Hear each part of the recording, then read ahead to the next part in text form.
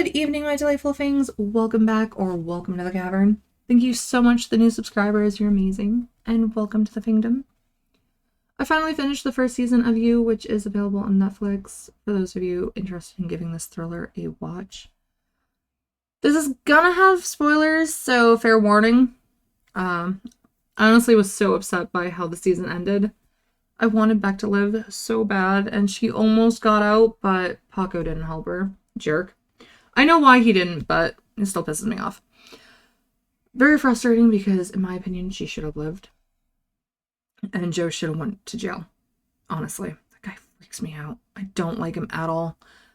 I was shocked to find that Candace was still alive, which made me wonder how she survived, but Beck didn't. I know Beck learned all of his dirty secrets, but didn't Candace know too? I hate that the show draws me in by leaving so many unanswered questions. Like I said, this is a show. The show is similar to a train wreck for me. I can't look away, okay? I keep watching, even though I hate Joe so much, but I want to know what happens to his victims. If you've seen the first season completely, let me know what you thought of it below. And were you surprised that Beck didn't make it? And were you as upset about it as I was? I wanted her to live. I liked her. Moving on to Insidious and my full review of the series, especially since there is a new one coming out and I can't wait for it. The preview looks amazing. And it's now, I think, 10 years later? I want to say 10 years later. So I think Dalton's now 18. And the demon's back, I believe. So I found from watching all four, the best order is 3, 4, 1, and 2, which is really confusing, but there we are. I'm going to keep this spoiler free until the end, just in case people haven't seen these before. So Chapter 3 introduces Elise, who is my favorite character in the franchise. It also introduces some other key characters that are prominent in the other films. So for any of you that haven't seen the franchise, this is where I would start from, just because it introduces Elise and some of the other characters.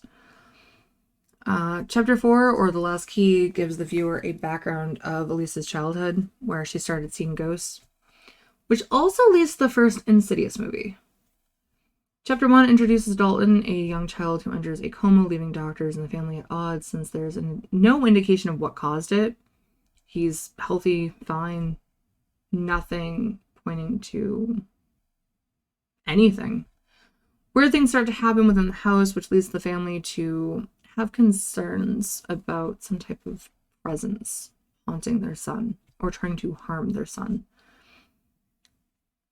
I can't really detail too much about Chapter 2, only it's a continuation from the ending of the first installment, which I believe 5 will start from the ending of 2. Well, it's the same characters from 1 and 2.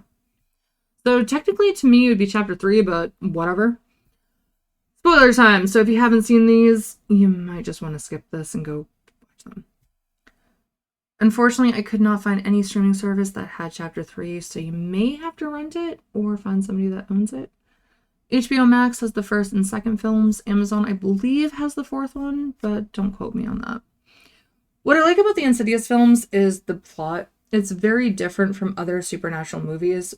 Most films focus on the spirits and not the dimension they come from, let alone traversing through it. Chapter 3 was creepy, to say the least. All of them, though, really are, in my opinion.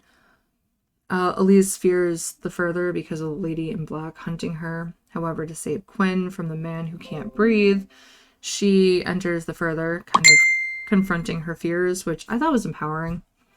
In Chapter 4, we learn that Elise technically wasn't seeing ghosts, but the kidnapped victims of her father's, which supposedly was because her father was possessed by something, causing him to kidnap women and hold them hostage or whatever in the basement. It was really messed up, to be honest.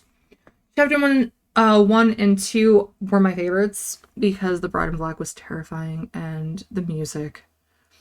Tiptoe Through the Tulips with that creepy voice was well chosen.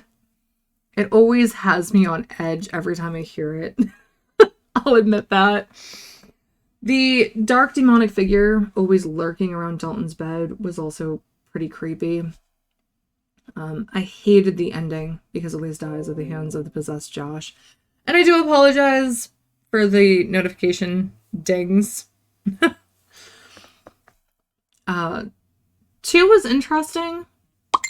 How Renee noticed Josh was off. Something wasn't right about him. I liked that she noticed. I was worried that she wouldn't. So I was really happy that they were able to find someone that could help basically get Josh's spirit back in his body and remove the bride in black. I also liked how it gave more information about who the bride in black was and how they were able to return Josh's spirit back to his body. I honestly wanted to know what happened to Allison, though, the girl that was at the end of the second film. Elisa's spirit enters the house with Specs and Tucker, who's so they're investigating this family's daughter who is in an unexplained coma similar to Dalton. I was disappointed that we didn't learn what happened. And I know the demon that was plaguing Dalton's family was obviously behind Allison's coma as well. I just wanted to know if Elise gained more information about the demon or if Allison was possessed by the demon. I'm hoping in Insidious 5 we learn more about what happened to Allison and her family.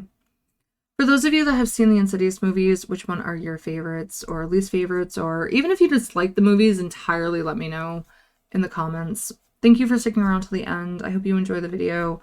If so, click the like and subscribe buttons to show your support. It means a lot to me. Oh, and it's free, which very little is free today. I hope you have a relaxing weekend, and I'll see you all Tuesday. Take care until next time. Bye, everyone.